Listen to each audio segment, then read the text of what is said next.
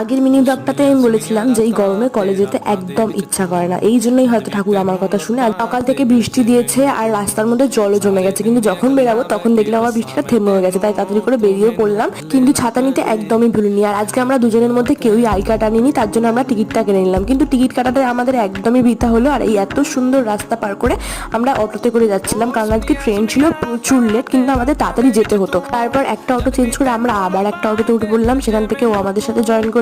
আর কলেজে আজকে আমরা একটু দুগ্গা দুগ্গা বলে ঢুকলাম, আর শেষমেশ আমাদের কাজটাও হলো। আর একটু কাজ ছিল যেটার জন্য আমরা ক্যাফেতে এসেছিলাম, তো ওখানে কাজ কমপ্লিট করে ফাইনালি আমাদের সবটা ডান।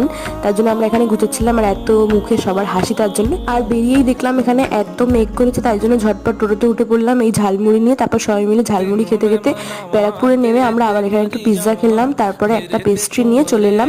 তারপর আসার সময় ঠাকুর আমাদের সাথে আর সাথ দেয়নি, কতই বা দেবে, তাই বৃষ্টিতে ভিজে ভিজে চলে এলাম বাড়ি। ওকে, ব্লগ শেষ, বাই।